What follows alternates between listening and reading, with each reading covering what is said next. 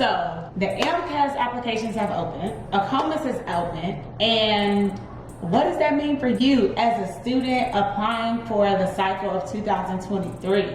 Listen, I have created so many videos. I'm gonna link it somewhere above about my AMCAS application in full so you can read all that, get the tea on my app, how I wrote my experiences, how I constructed my personal statement. That was another video. I'll be sure to link that as well. But what does this mean for you, someone who is an aspiring student doctor? Stay tuned. Got a little bit for you, okay? It's gonna help you out, I promise. And I won't be before you long. But then again, if you ever been to a black church, does that phrase hold any value? I'm not sure, but trust me, I got something for you. Come on.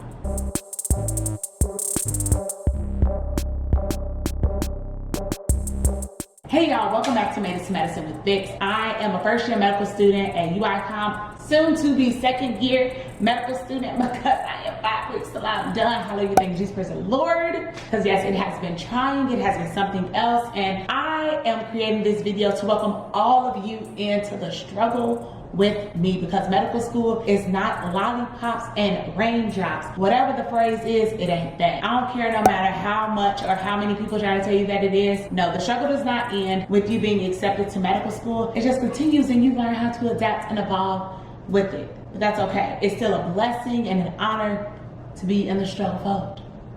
Let me bring you all in on with the AMCAS and AACOMAS applications open. Number one, just because they are open now, and I know for AMCAS you can submit at the end of this month, which is May 2022. You can submit it, but listen, hear me out. We always talk about submitting early, but in order to submit early, you want to have a complete application. And a complete application means you want to have had someone to edit, provide constructive feedback, you have corrected the errors, and now it is a completely polished application. That does not mean when the day comes that you just submit everything.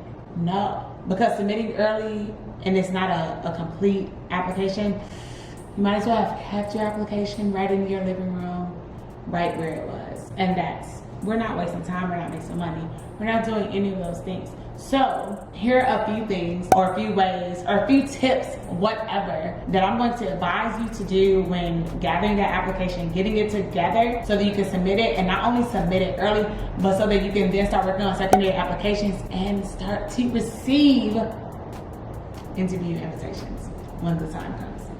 Hear me out. So number one, there have been several people asking me to look at their personal statements or looking at their experiences, which is great. I am here to help y'all applying as a pre-med student and as a black pre-med student, especially if you're the first aspiring physician in your family. Like, it's extensive, and I want you to use me as a resource. I'm not saying that I can edit each one of your applications, but I would do my best to help those who have supported me along my journey throughout YouTube. So if that means liking, commenting, watching my videos, thank you, appreciate you, and this is how I'm going to get back to you. I will edit your experiences and your personal statement. I will provide you with some feedback. But in addition to that, if I don't have time to get to it, look at my videos, because I literally showed you exactly what I wrote. For your experiences, just as a rehash, you want to not just tell people what you did, but show them what you gained, what you learned, and how this will make you a great student doctor, how this will make you a great physician, how this will show that you have empathy or caring and appreciation for community, because this is more, it's bigger than just about you. It's about the people that you aim to serve in the future.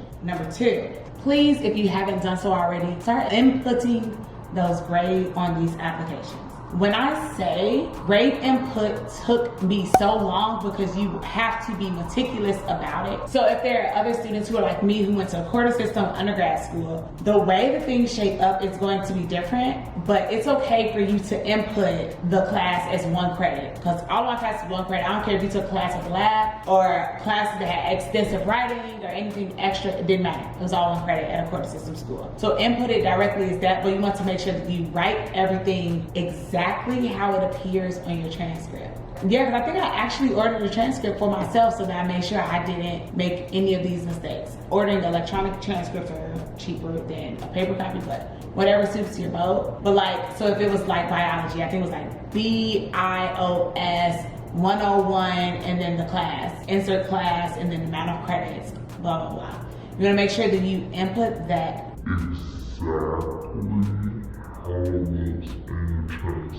If it is incorrect, once your application is supposed to be verified, they're gonna send you that application back, and you're essentially gonna go to the end of the line. We don't have time for that, okay? We just don't do that. So in order to get your ducks in a row, listen to me. Listen to me clearly. Input those grades. Take your time, but make sure that's not something that you want to worry about when it comes to the end of the month and the application can be submitted, right? Okay. Number 3, if you have a mentor or someone that's in medicine, this is not the time to distance yourself from them. Use them as a resource. There's a reason why we have mentors, right? Mentors are people who are supposed to guide us. They've been where we want to go. They have seen some things that we ain't never seen before. And the reason why they agree to be your mentors is because they want to help you. Do not feel like you're a burden. Do not feel like you're asking too many questions. No, it is the job of a mentor to assist you. And if your mentor does not want to assist you, I'm sorry, but you need to get another mentor, because that is not mentorship. So I have mentees who are pre-med or interested in healthcare and the sciences, and I help them all the time. My mentees have complete access to me because I want to give back. It is the circle of life. I wanted people to help me, so I'm gonna help people as well. It's just what we do. So when you get to be in this position, don't be so highfalutin and, just on your high horse where you don't want to help nobody else out, because somebody helped you to get to where you are at. So you need to have somebody bring them along with you as well. Next point, because I kind of forgot what number that I'm on. If you are in a position where you do not have enough community service hours, community service does not have to solely be in medicine. So I'm pretty sure you have done community service. It doesn't all have to be in a nursing home or a hospital or a clinic. Whatever you have done to show empathy and care and love and compassion for humankind, add it to your application. Nothing is too small, nothing is too great to be mentioned on AMCAS, AACOMAS, TIMDIS, whatever application is source. Nothing is too great. Do that, because I didn't solely talk about being clinical research coordinator or being a medical scribe. All right, so something that I did do that was not healthcare related or medically related, but still was community service, was volunteering at my church for the summer camp. I was a tutor and a camp counselor. So fear not if you find yourself, or if you find it difficult during these COVID times to find some clinical volunteer work. Look up your local community center or your local church and see if there are different ways for you to get involved. The entire purpose of community service or volunteering to be consistent, to show a level of dedication and commitment to an organization for an extended period of time. Fear not, it does not have to be medically related. You just have to do it and get those hours done. I mean, of course, do something that you're passionate about, because I promise you that you'll enjoy it a lot more. But then I even talked about hobbies as well. That's not community service. It is still to show the well-roundedness of a person that you are, because humans are dynamic and you want them to see your entire dynamic personality. You don't just want them to see I like chemistry, I like biology, yeah, I want to be a doctor. Okay, so many other students are the exact same way. So what separates you from them? Nothing. If you don't talk about those things, talk about your hobbies. I'm a plant mom, I crochet, I swim, I tried to do a little baking during the pandemic, I learned how to cook a little bit better. Talk about all these things, because learning a new skill shows that you are willing to adapt and you're willing to change. We need that in healthcare, we need that in medicine, because the field is way too toxic, and we need that to dissipate and let the good energy and the vibes come through. So if there's anything that you've gained or that you've gathered from this video, is to be yourself.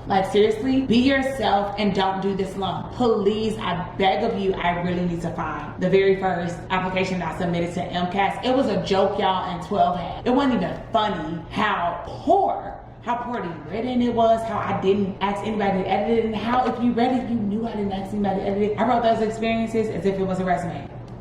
The experience section is not to read as a resume. It is to read to further get to know you and the reason behind why you want to be a physician. Keep that in the back of your mind, forefront of your mind. Keep it there, somewhere up there. Wherever you're gonna file it in. Or my goal with my channel is to help as many students be successful and to matriculate medicine and to change the name and the game of the field of medicine, so that the field is actually more diverse and represents the patient population that we are seeking to serve.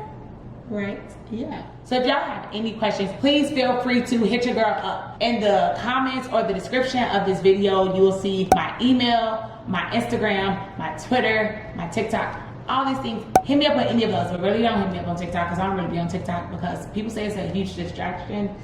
I have not known it to be that, and I don't want to get to know it to be so. So yes, the best way I guess is to hit me up on Instagram or to email me, and I will be sure to get back to you within like 48 to 72 hours because I am still a medical student and I'm finishing up this first year and we're gonna finish it on strong enough, okay? So yeah, AMCAS is open, AACOMAS is open. Get your applications in, build a strong application, be yourself, be you, and really discuss your why. Don't just tell me why you want to be a doctor, but show me why.